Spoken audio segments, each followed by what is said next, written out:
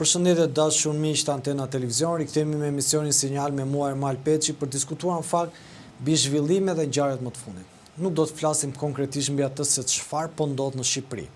Nuk do të flasim konkretisht mbi krizën e madhe që ka kapur qeverinë Rama, apo se çfarë po ndodh me betejën midis SPAK-ut edhe politikës, dhe këtu kur them politikës, Sali Berishës dhe Edi Ramës. Por do të flasim për një pjesë të zemrës tonë, për Kosovën. Duket që tashmë Kosova është në zgjedhje të përgjithshme.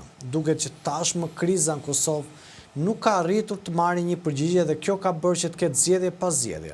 Situata në Kosovë gati është një situatë politike dhe kaotike ku ka paguar faturën qytetarët e saj, sepse dihet që sa herë ka kriza politike, faturat paguhen nga qytetarët, faturat paguhen nga biznesi, dhe në fund ditës, ata janë që do duhet të vendosin me votën e tyre mbi këto fatura. Prandaj dhe kam kënaqësinë në fakt të flas mbi Kosovën sot, jo vetëm se ndjej, por edhe si pjesë e zemrës Kosovës, dhe kam kënaqësinë në fakt të kem në studio jo vetëm një individ i cili tashmë ndan jetën midis Kosovës, Shqipërisë dhe Shtetet Bashkuara të Amerikës, por edhe për fabulën apo për historinë e jetës tij dhe për atë parti që përfaqëson që e cila në fakt kanë qenë nga rrënjët e para në Kosovë apo në Kosovën politike. Kam kënaqësinë të kem në studio kryetarin e ballit kombëtar demokratik të Shqipërisë, zotin Alban Oti. Zoti Oti, përshëndetje. Përshëndetje, Ermal. Zoti Oti, ju falenderoj shumë që pranuat ftesën time. Kënaqësia është e ime, faleminderit për ftesën.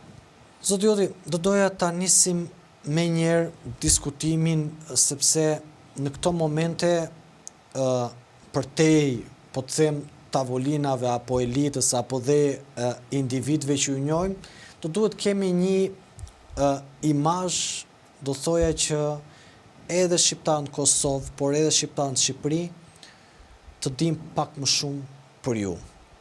Është gjë tjetër çfarë kemi ne informacion si gazetar apo edhe për kontributin tuaj apo dhe të familjes tuaj.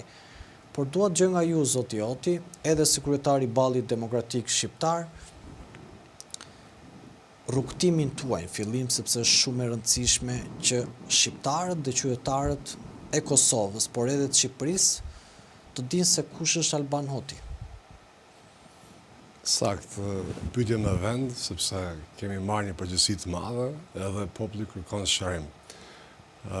Unë jam lindur në Gjakov dhe jam rritur me një familje që ka përjetuar vujtje të vazhdueshme nga regjimi i asaj kohe, dhe një familje që tërë kohës edhe para Regjimi serb.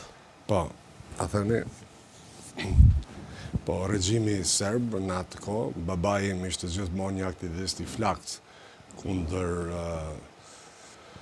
regjimit të asaj kohe dhe keq trajtimit të popullit shqiptar, pa marrë parasysh ne si popull dëshironim të kemi shtetin tonë, ashtu që kemi pasur përpara, të kemi lirinë tonë, si çdo popull në botë që meriton të ketë liri dhe qeveriset vetvetes. Është më së vërtet. Po, edhe kemi përjetuar shumë gjëra të trishta, si fëmijë. Kemi pas shumë raste kur vinin policia, njësia speciale serbe në atë kohë, thoshin specialcat dhe na futeshin mrena në shtëpi dhe kërkoshin babin, kush babi. Edhe ishte një gjë që një fëmijë nuk duhet përjetoj kurrë. Sidomos në kohën, në botën ku jetojmë, një kohë më moderne, krahasuar me vitet e luftës parë dy botërore, ishte një kohë që nuk i përkiste këtyre lloj veprash, por eventualisht erdhi koha kur familja ime u kërku të lëvizte në Kosovë me një vendim ultimatum nga qeveria asaj kohe, nga serbët, që të lenim Kosovën, sepse ne ishim një familje pa dëshirueshme. Në çfarë viti, Alban, mund të ma shpjegosh që kanë detyruar që familjen tuaj të largojë nga Kosova? Në 1992. 1992. Po, familjes time ju dha një ultimatum, vendim që për të lëshu Kosovën, sepse jemi njerëz pa dëshirueshëm. Normal, familja ime nuk pranoi kurrë të merrte në shtësinë jugoslave dhe mbetën gjithmonë në shtësi shqiptare. Edhe ajo... Vetëm se nuk pranuat mini në shtetësinë jugoslave, serbët ju detyruan të largoheshin nga toka juaj, nga vendi juaj. Ishte një prej arsyeve. Arsye. Ajo ishte arsye, se më thonë, edhe ndoj e fundit nështë ta mund të ishte, po familja ime erdhi në Kosovë me ushtri në atë kohë, edhe me plisat bardha, dhe ishin familje e dedikuar për kauzën e kombit. Dhe ne nuk ndaluam kur, pa marrë parasysh opresionit dhe vështirësive që përjetuam dhe si jetuam. Tregonte babi jetojshin me një shtëpi, 5 vëllezër, secili vllak ishte një dhomë me 5-6 kalamaj dhe me nusën e vet. Ishte një jetë mizore, por prap kur nuk u lëkundën edhe nuk ndaluan veprimin e tyre për të punuar për të mirën e atë dheut. Pastaj, eventualisht, ne ngelem në Kosovë vetëm dhe një familjar joni na mori na çovi deri në Alban, sa vjeç keni qenë kur ju detyruan që të largoheshit nga Kosova? Tash 9 vjeç. 9 vjeç. Po. Keni ndonjë përjetim ose ndonjë histori që mund ta ndani me qytetarët cilët na ndjekin? Po, sa harroj kur erdhi na mori një kushir joni tash i ndjer, dritë pas, nga një demlushi, thënë në Gjakov, një burr shumë i mirë, i ëmbël, i këndshëm, kishte një Benz 240. Ja, na mori mu... Ato benzat historik që çanin çdo lloj mali, çdo lloj shkëmbi, çdo lloj rruge. Këtu i thonë 2400. Po, 2400. Është vërtet. Po, është shumë e vërtet. Edhe na mori ai neve, na çoi në Dibër, të madha ne, edhe pastaj dolën nga Shqipëria këtej na morën. Në aspektin jonë me ne kalu kufirin, po thanë shikoj aty ana kufirit është ka qenë sa vreshta të rrushit. Dhe meri ta vlezit për dorë dhe modrë, tha deli ju presin në krau tjetër. Edhe ne erdhëm Shqipëri ashtu. Erdhëm të Shqipëri. Po, ishte marrë babi i taksi, edhe erdhëm në Tiranë. Në 92 keni ardhur në Tiranë. Po. Edhe aty filloi jeta në Tiranë. Vendi i parë që kam paun në Tiranë, tash ku është ajo ndërtesa që bën ndërtohet kështu si me kate që janë... Po thuan qendër. Më qendër ke sheshi. Qendër të sheshi, po. Ishte njëri që ishte zetora në atë kohë, nëse ishte nasa zetora kinez, edhe aty erdhëm për herë të parë. Alban, edhe për teleshikuesit, po edhe unë kam interes. Si ishte takimi juaj, apo takimi familjes tuaj me burrin e shtëpisë babain, cilët serbët ju detyruan të linit se ju erdhët më me vonesë në Tiranë, se sa erdhi babaj, kur u takuat? Normal si një fëmijë kur takon prindin e vet, ishte një djeng shumë e mirë, se u bashku me bashku, po ishim jonë në shtëpinë ku isha arrit. Shqipëria është shtëpia jonë, zemra jonë, por nuk ishte shtëpia që unë isha arrit. Nuk dija ku ishte shtëpia jonë, ku do shkonim çfarë do ndodhte, po të paktën ishim bashkë me prindin edhe ndiheshim më të sigurt. Ishte ndjenjë mirë, po. Si vazhdoi jeta juaj në Tiranë, zoti Oti, se duat edhe të kuptoj, do më thënë, sepse pati më pas edhe një, bas disa vitesh, paktën 4-5 vitesh, patin edhe ndërkohë mendoj që ka pasur edhe kosovar tjerë cilët e kanë prekur Shqipërinë. I ruajtët marrëdhëniet me shqiptarët e Kosovës kur ju erdhët në Tiranë, dhe si ishte jeta juaj këtu, si po përshtateshit, nëse mund ta... Eventualisht, babai hapi një biznes ke ushtari panjor, që ishte qebaptore e Rilindja, ishte u bosi një lloj ambasade për kosovarët që vishin nga Shqipëria. Qebaptore Rilindja. Po. Tani, domethënë, edhe nga Gjakova bën shumë sens, se Gjakova njihet për këto qebaptorët. Ne kishim fat se erdhi një burr nga Bosnia dhe ai kishte nga lufta, një Ahmet Taçi kishte emrin, një burr shumë burr zotni, burr i mirë, që kishte nga Bosnia në lufta, Bosnia se kishte ardhur në Shqipëri, edhe u bën bashkë, ai ishte ekspert i këtij zanate. Nuk ishim neve ekspertët, po e mësuam. Ai biznesi i vogël që ndodhej përballë një ndërtese që ishte një lloj tuneli, që mas tunelit eventualisht një shtëpi trekatëshe që u shndrus shtabi i përgjithshëm i UÇK-s. Ne ishim baza në gjithë kosovarët që vishin në atë kohë në Shqipëri, vinin aty keneve, aty gjeshin strehen, ndihmën për çfarë do lloj e ndihme që kishe nevojë, babi im ishte i gatshëm që ti mbështetëse në mënyrë financiare, me gjetë Pra shtrehim, me mënyrat të ushqim, ndryshme. gjitha Po. mënyrat, po. Fakt, Alban, në qoftë se ne qëndrojmë në këto zhvillime, duket që e gjithë kjo rrugëtim me sakrifica, deri në çfarë viti qëndruat në Tiranë, të paktën sepse më pasi lufta mbaroi, u rikthyen në Kosovë, qëndruan në Tiranë, si ka qenë? Neve, kur erdhi Bashkim Filo, kryeministër atëherë, u bën një ndryshim i madh, kur ai biznesi ynë ishte një kiosk. Edhe në atë kohë u mor një masë që t'ishen kioskat, edhe neve në oqë kioska, më thënë, ka fundi, se ma menda që ishte 98. Po, se diçka e tillë ka qenë që. Edhe eventualisht, lufta Kosovës u ndez, erdhen dhe vëllezërit nga Kosova, dhe në Kosovarët dhe vetë, edhe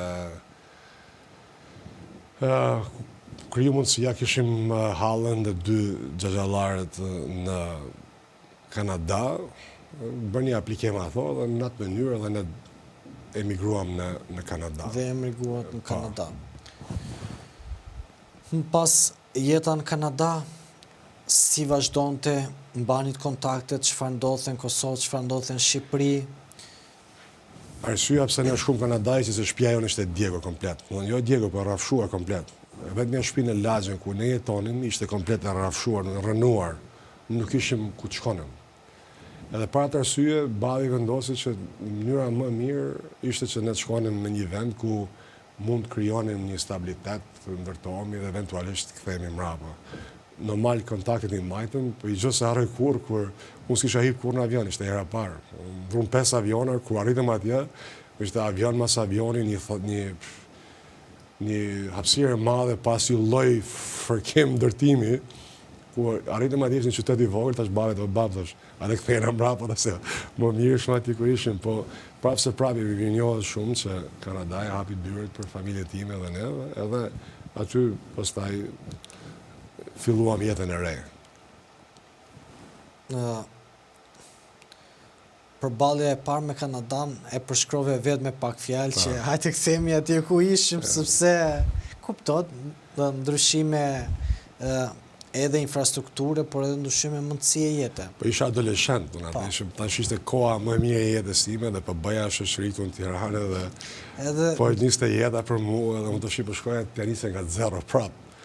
Edhe marrë që të më vështirë. Në Kanada keni qëndruar me komunitet shqiptarës të Kosovës, keni qëndruar dhe me se u mordë më pas në Kanada, kur vajtët atje? Në realitet, ne shkuam në një qytet shumë vogël, ku ishte, do të thënë, ekonomia më madhe aty ishte një minier e nikelit.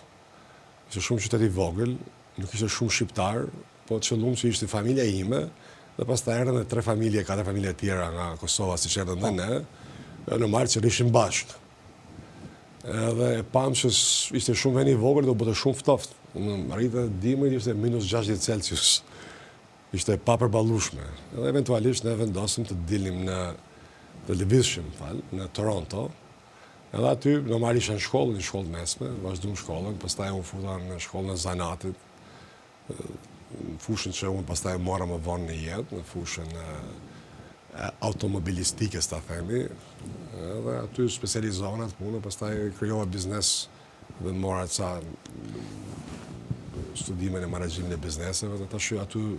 Tani, fokusi juaj tani është në cilat, pra sektorin, ju jeni sektorin e biznesit, por thatë që morët disa studime në mund ta përcaktosh pak më mirë nëse është e mundur edhe për teleshikuesit, sepse ka tjetër mënyrë se si është e profilizuar shkolla në Shtetet e Bashkuara të Amerikës apo dhe në Kanada dhe është tjetër mundësi kjo profilizimi i profesionit në Shqipëri. Atje thirret, si më thon anglisht, është automotive training technician. Profili teknik që merret me inxhinieri mekanike, po ta marrim deri shërbime mekanike, shërbime mekanike, riparime, po makinave më specifike, domethënë makina më koleksioneve. Koleksionet tjera, pra diçka... E kuptoj shumë mirë, domethënë është një profesion që merret vetëm me makinat veçanta, paktën që janë më specifike dhe që kërkojnë një profilizim më të detajuar, jo si nxjerr makina në fabrik 100, 200, 300, por kërkon.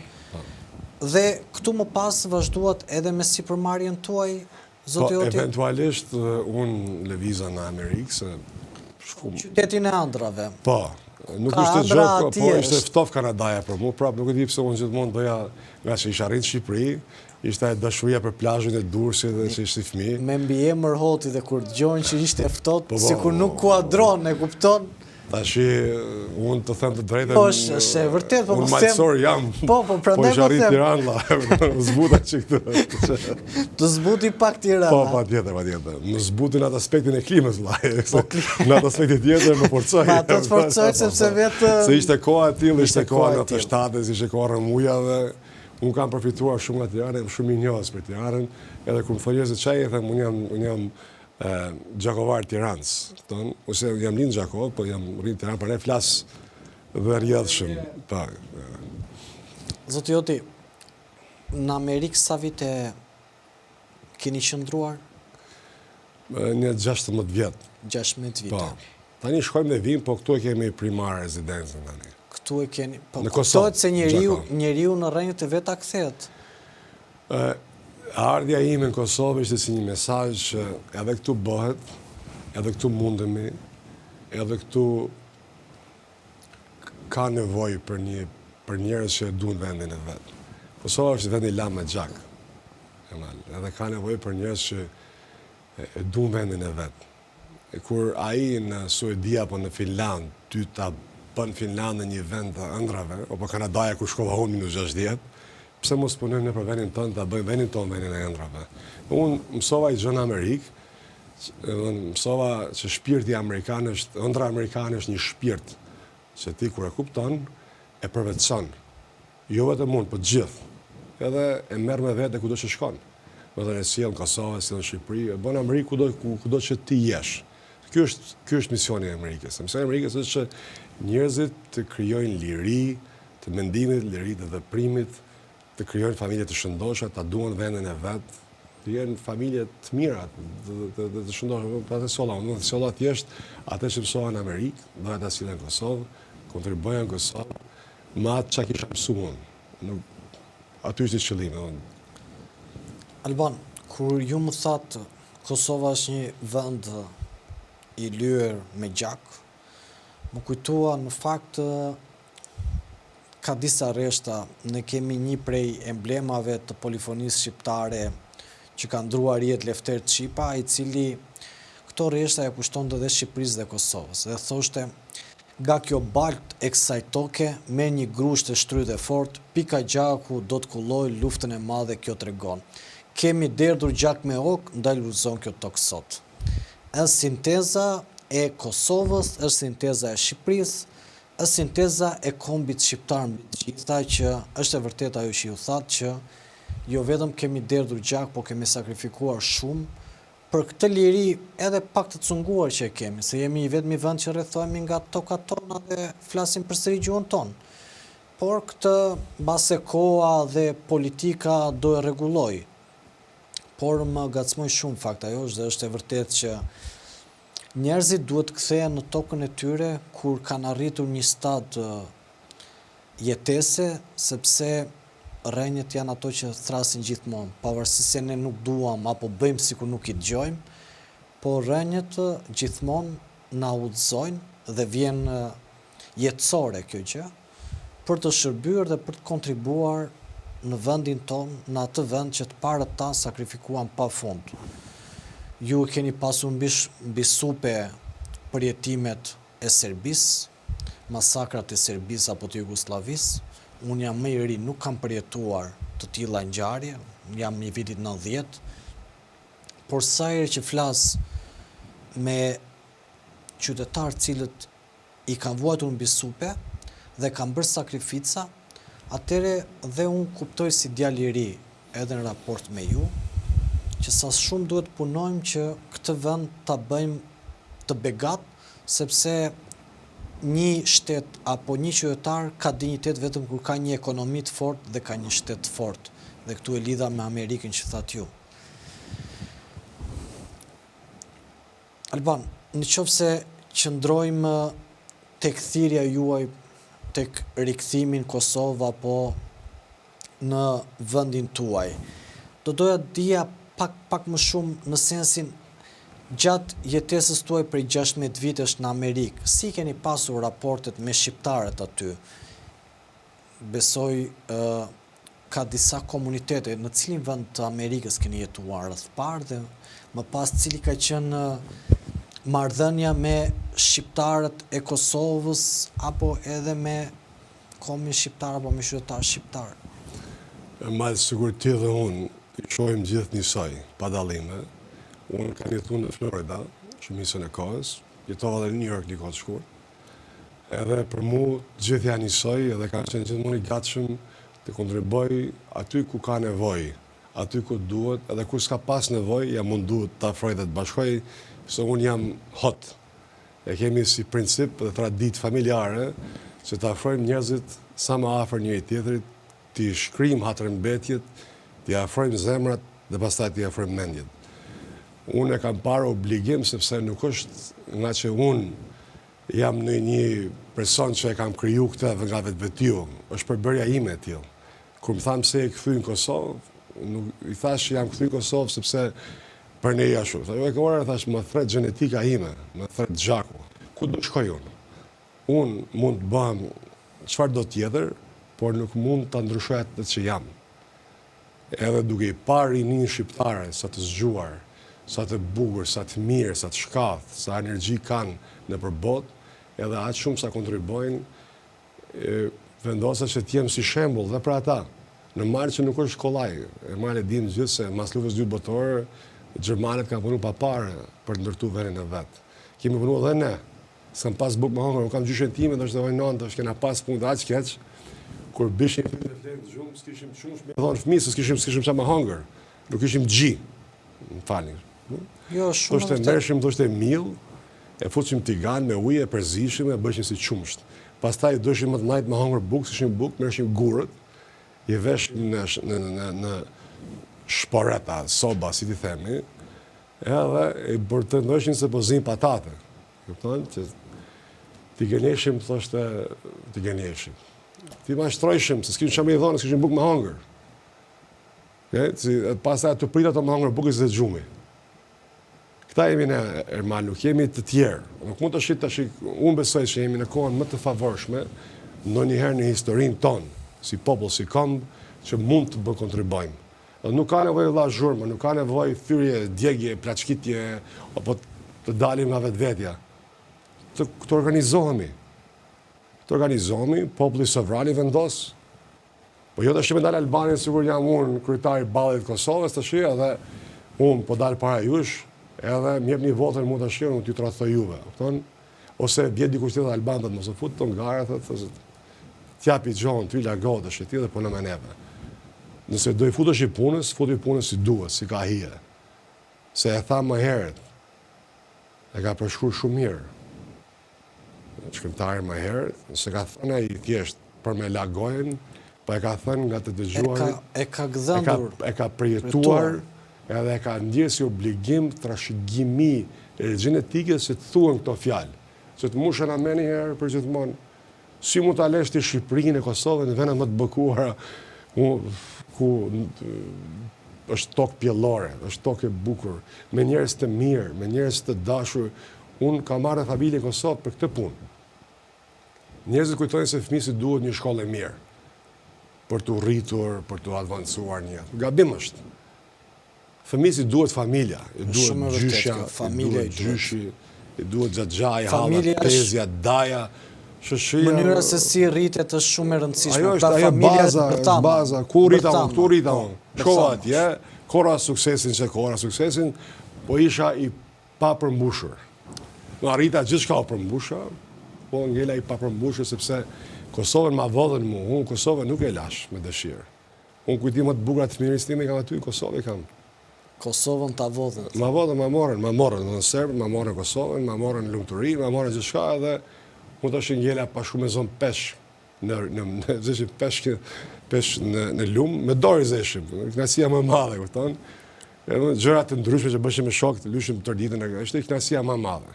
Edhe ma morën knasin. Tani unë kam marrë, okay, për të marrë knasin mrapa. Do doja të ju pyesja mbi angazhimin dhe mundësinë që kur ju keni qenë në Shtetet e Bashkuara të Amerikës, keni bashkëpunuar me organizata shqiptare atje, keni pasur kontribut, apo keni folur me shqiptarë mbi çështjet se si e shikonin, apo dhe si e shohin sot Kosovën, duke qenë se tashmë jemi në zgjedhje dhe të fokusohemi pak te Kosova, ke pasur biseda? Normal, unë kam qenë antar i bordit Vatrës në New York, në Florida, jam bashkë me Lusi në shkollë në Florida, aty në klubi Flas Shqip, është një shkollë që kemi bashkë të velu me zonin Iris Alili dhe me shumë vullnetarë të tjerë. Tani, më duhet më qëndrosh pak tu, se një qenge shumë modest nga natyra, por duhet më qëndrosh pak të kjo. Keni financuar dhe keni kontribuar për një shkollë që mësohet Shqip në Florida. Mund ta thuash edhe për teleshikuesit që na ndjekin, sepse e kalove kështu sikur është një gjë ty të vjen të ka ardhur shumë jetësore, por ky është një kontribut shumë i rëndësishëm, sepse në fund ditës gjua është ajo që na identifikon në përbote. Duke mos harruar gjuhën, nuk harrojmë as rënjët tona. Unë takova këtë zonin për herë të parë, që është kryetare e Vatrës së Floridës së Jugut Ande në Miami. Edhe që ishte shpreh një dëshirë, ka qenë profesoresh në universitet në gjuhën letërsi në gjuhën shqipe, ishte dëshirë të bëte një institucion edukativ për fëmijët shqiptar. Edhe i thash po patjetër, unë do të mbështes në gjitha mënyrat e mundshme që kam, edhe realizuam projektin. Projekti ishte që të merrin fëmijë dhe në moshën 13 vjeçare prapësisht, të mësonim gjuhën shqipe. Po pas i lloj pagese, ishte prindërit ishin të liruar nga pagesa. Pra s'kishin kosto, vetëm të kishin dëshirë që të orientonin fëmijët? Po, dëshira ishte të afronin njerëzit, të afronin fëmijët bashkë, se fëmijët ka nevojë për njëri tjetrin. Jetojmë tash në një botë ku janë këto rrjetet sociale, plus inteligjenca artificiale ka bërë të vetën dhe i ka ndarë njerëzit. Po, edhe thjesht ishte të afronin fëmijët duke ditë se çfarë lloj gjenetike, çfarë lloj kombi jemi, thjesht të afronin njerëzit bashkë. Edhe arritëm tani akoma vazhdon procesi, unë i kërkova falje, tash më të largohem se do shkoj në Kosovë tani.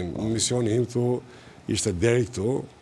Patëm shumë fat që shumë mësuese na u bashkangjitur vullnetarisht pa pagesë, edhe vazhdojnë akoma të punojnë. Edhe unë gëzohem shumë që i shoh duke rritur në numra, duke vazhduar përpara, edhe duke afruar fëmijët shqiptarë, duke edukuar në gjuhën shqipe. Ishte shumë interesant, ishte fëmijë që nuk dishin të flishin fare. Edhe për një kohë 3-4-5 mujore, dilin dhe këndonin shqip. Ishte një arritje e jashtëzakonshme. Që në momentin kur edhe që ideja ka qenë brillante dhe jo më kur është bërë praktike tashme që është fantastike. U rikthyen në Kosovë. Si e shikoni sot Kosovën? Nuk të pyes se kryetari i ballit kombëtar demokratik të Shqipërisë, ju pyes si zoti Hoti. Pamja që ju jep juve Kosova, kur ju keni vënë këmbën tuaj dhe jeni rikthyer përsëri në shtëpinë tuaj. Realisht jam këthy Kosovë mas 30 viteve. Sa shu i binte prapësisht, ka afër 30 viteve. Edhe nuk njeha njerëz në Gjakov. Edhe më isha të shokët klasë që kanë pas klasën e 4, ata i kanë pas, që një si emra. Pata fatin e mirë që rash në kontakt me disa njerëz shumë të mirë, edhe shumë shpejt u rehabilitova. Po në lenet që shkova me tu, hapa dhe biznes direkt, që ka më të më vështirë. Kush është ky që hapi biznes tu? Edhe një aty kam në biznes është një me një elevacion shumë më të larë në Gjakov, i futa i flamur Amerikan aty një, si me thonë, një, sa i bje, 3 metra me 5 metra, edhe, do thonë, si shërmi njojë në Amerikës. E pas keni dhe ngem biznesin, se baba juaj sa erdhi në Tiranë me njerë biznes, edhe ju me njerë keni ndjekur dhe apat e babaj ndërkohë. Pa tjetër, qëllimi është që ne të vim, këthejemi mrapa, mos të rrim, që ne mund të dhe të rrim, se kemi akoma biznes në Amerikë, po sështë ajo, nuk është i blerë, ne duhet jemi shembull i vërtet. Unë kam thënë, në gjatë analizës tim me jetimit në Kosovë, thash, nëse ti nuk jeton në Kosovë, edhe e hanë bukën e Kosovës, edhe shkel tokën e Kosovës në makinë gjithanej, lëviz, edhe nuk përjeton fikin e dritave dhe ujit, e kupton, edhe shërbimet që ofron Kosova, nuk ketë drejt flasësh për Kosovën fare.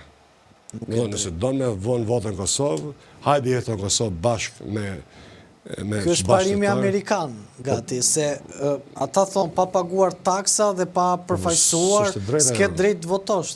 S'ke drejt ajo, të shqipti, unë jetoj në Amerikë, jetoj në Florida aty, rri me shapka të ditë në pi puro, okej? Edhe vinë Kosovë të shqipti në hedhë votën, edhe shqipti prapë në Amerikë. Nuk është e drejt ajo. Unë kam marrë me këtë mision, sepse shqiptarët në Amerikës ishin ata që dhanë gjithë shka, në pandalu, me jo një dekadë, po i 100 vjetë, gati, për me mëri Kosova ku është sot. Edhe ja dorëzun Kosovën në dorë, njerëzve që mendojnë që mund të ashojnë për para. Edhe nuk ndodhi ajo, Kosova ka arrit, nuk është që s'ka arrit, po ka mundësi të arritës dhe më tepër, ka një rini shumë të shëndosh. Fëmijët e mi në Kosovë janë shumë të lumtur. Unë kalamajt më zhduken, më marrin njerëzit i marrin fëmijët, edhe më zhduken. Ku shkove, më mori xhaxhin me blea kullore, është një ndjenjë super ndjenjë. Njerëzia ekziston, dashuria ekziston, është fantastike fare. Është një traditë që duhet të ruajtur me shumë fanatizëm. Alban, tani si njeri besoj edhe qytetarët cilë na ndjekin, ju njohën edhe unë përjetova një këndvështrim tjetër, sepse ju njoh si Zoti Hoti, kryetari ballit kombëtar demokratik të Shqipërisë. Tani do t'ju pyes si kryetari ballit kombëtar. Pse kjo vendimarrje për ta udhëhequr këtë parti dhe pse pikërisht në këto momente? Unë besoj që ishte një thirrje për të bërë një ndryshim. Unë besoj që populli jonë është bërë ekspert i analizës, por nuk marrin veprimin. Edhe nuk është që unë jam më i zgjuari, apo më i... Lidhet pak që politika e ka induktuar më shumë me fjalë se sa me veprime dhe ja ka trysnuar dhe shoqërisë të lloj mendësie. Anglisht i thonë rewire, dhe ja ka rindërtu trurin njerëzve. Trurin, edhe i ka blloku komplet. Të shi dy gjëra janë, Shqipëria dhe Kosovë. I ke analistët politik dhe Big Brother. Këto janë dy realitete që njëra të ngrit gjakun, tjetra të ku digjon. Të merrem qafë. Degeneron. Okej, më falë se nuk kam, unë s'kam dalë këtu për të sharë njëri për punë që më të bëjmë. Por sa takojnë edhe si popull, Allah, ne jemi popull konservator, jemi popull konservator ku familja është shejt. Si ju ka të ndisëm në këtë mënyrë që familja nuk është shejt më. Sepse ka diçka, Alban, në kohët e sotme ka një mekanizëm që përdoret, duke qenë se jeta është dinamike, ata i quajnë pushteti thashe themeve, unë kam lexuar në një libër që është të një filozofi kinez, shoqëria sfilitur, dhe ai thoshte pushteti politik me pushtetin ekonomik bashkë me pushtetin mediatik deformojnë strukturën dhe deformojnë mendimin e njerëzve. Në Shqipëri ka ndodhur e tillë gjë që për shembull komunizmi çfarë bëri? Zhduki Zotin, Qenver Hoxha të bëhej vetë Zot i vendit, dhe këtu fillonin ngrinin dolli para se të martoheshin, e ngrinin një fillim për Enverin. Dhe kjo ka qenë një trysni që është imponuar shoqërisë dhe prandaj e kuptoj shumë mirë thirrjen tuaj, ne jemi konservator dhe traditat familjare nuk mund të harrohen dhe nuk mund të shkelen dhe ne duhet të bëjmë maksimumin sepse familja është bërthama. Unë kam thënë që ne mund të jetojmë jashtë Shqipërisë, Kosovës, apo Maqedonisë, apo Malit të Zi, apo kudo që jemi, shqiptarë që ndodhen në këto treva tash që jemi të cunguara, por eventualisht rezultati është zero. Okej? sepse kur humbë rënjet, humbë familjen, humbë atë rregullin mia vjeçar familjar që ke, ç'a mbet në fund? Ajo para që ke në bank, ato prona që mbizotron me një vend të huaj, ku me të familja, Allah? Ku me të gjëja më e shejt? Edhe pikërisht ky është mesazhi të gjithë. Dhe ne si partisë e kemi ja, për familja dhe. Ktu e ke. Shumë e thjeshtë. Nuk ka më tepër, nuk komplikohen gjërat më tepër, s'ke nevojë. Pastaj Zoti është normal, është kupola së mburoja të shkafit, po është feja është personale, përcaktimi është personal, me edhe njerëz mund besojnë ku të dojnë, po familja dhe atë janë të shejta. Familja dhe atë e përkufizon më së miri programin dhe ne do të kemi mundësi edhe për biseda tjera që mund të diskutojmë në detaje për programin, por... Unë du të dalë në falit sekundë, du me dalë prapa aty ku pyetja që më bërë, pse pikërisht të kohë. Pse pikërisht të kohë? Tani në Kosovë janë krijuar në 4 elemente partijake në Kosovë, që vetëm mundohen që të qeverisin, po duke shajt njëri tjetrin, duke akuzuar njëri tjetrin, kalon ligjin e parlament ku një luftëtar i UÇK-s që ka luftuar dinjitetshëm, ju është hequr dhe pensioni minimal, janë bërë gjëra që nuk janë të drejta për popullin shqiptar. Po fare hiç fare. Unë shoh shumë ushtarë të UÇK-s që nuk kanë marrë poste kurrë, kanë nejtë të heshtur dhe vuajnë, thotë unë po luftova, thotë ja, thotë po t'ishte veni më mirë, jam okej, nuk du në i gjonë, po t'pak të hecin për para, të bëjnë një gjë të bukur, të ndërtojnë venin. Me gjithë respektin që kanë për gjithë ata, me njëherë duhet njerëzit që mos të morë shumë edhe në politikë. Tjetër. Duhet qarkulloj ujë. Po, unë këto, në partinë time për shembull, subjektin shkova aty, pa shumë njerëz të mirë, të denjë, që kanë punuar për ballin tër jetën, janë familje balliste, gjitha, por i thash, ka ardhur koha për të rifreskuar gjërat. Okej?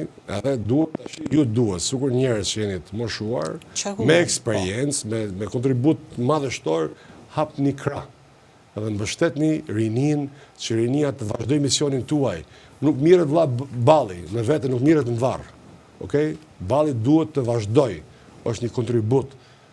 Okej? Nuk është puna komunizëm, socializëm, demokraci. Unë për shembull jam me të drejtën. S'më intereson as e majta, as e djatha, ne jemi konservatorë, ne duam të drejtën, të drejtë. Pse kështu jemi si njerëz, drejtësia është elementi kryesor i një mirëqenie sociale të mirëfillt. Alban, edhe diçka tjetër që ju e prekët vetë, por unë do ta bëj si një pyetje të fundit. Për familje, për atë dhe. Mendoni që tashmë në këtë situatë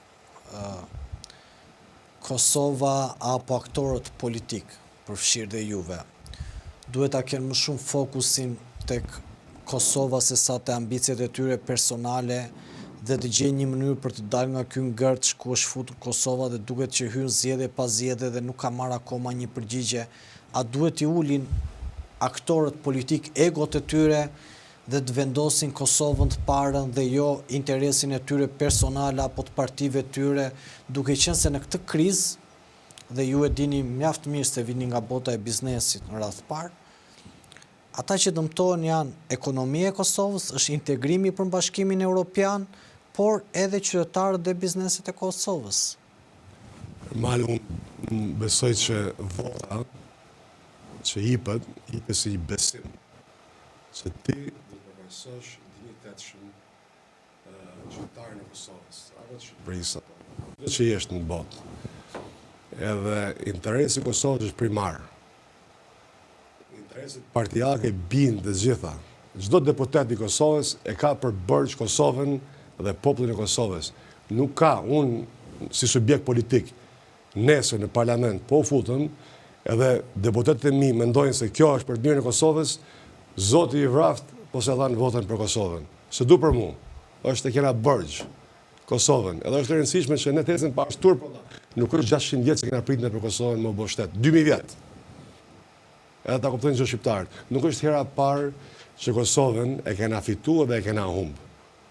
Kjo është një lojë afatgjatë e Jugosllavisë ose Serbisë. Se Jugoslavia ishte bankrotuar komplet, ishte vënë komplet financiarisht i shkatrum.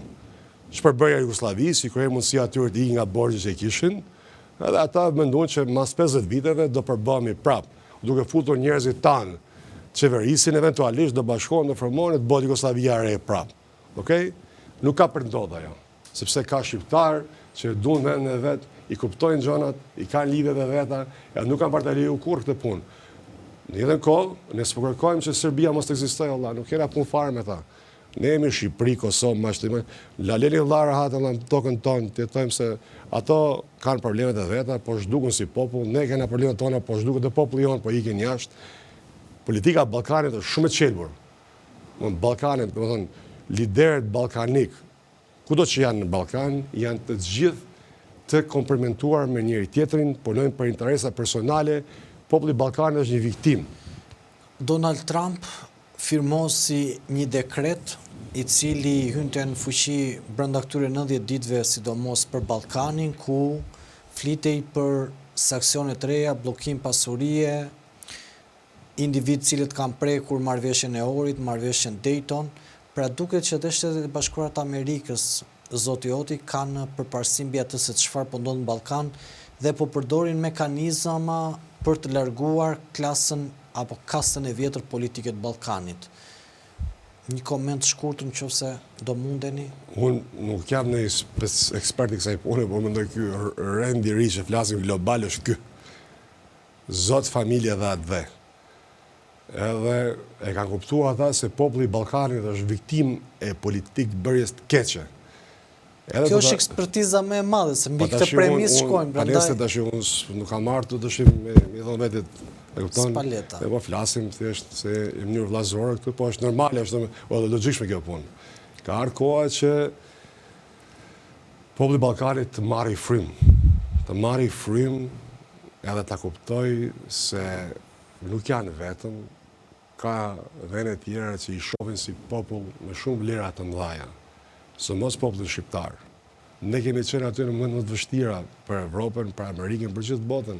Kemi dhënë kontributet një pas njëshme. Kemi ndërtuar shoqëri, kemi ndërtuar perandori, kemi ndërtuar botën e madhe.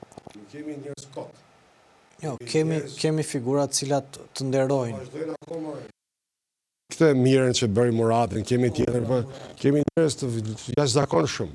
I sporti, shiko sportin. Unë kam frikë në sportin kombativ, në boks. Kam frikë që do vi koha do rrejë shqiptarë në zverë, së s'keno oponente. Është e vërtet se... Jemi të jetë shumë para, në futbol, në boks, në judo, në skijim. Po edhe në muzikë, edhe në artë, po e cimir. Pa tjetër, më falë, në sport, të shi në artë, pa tjetër se po.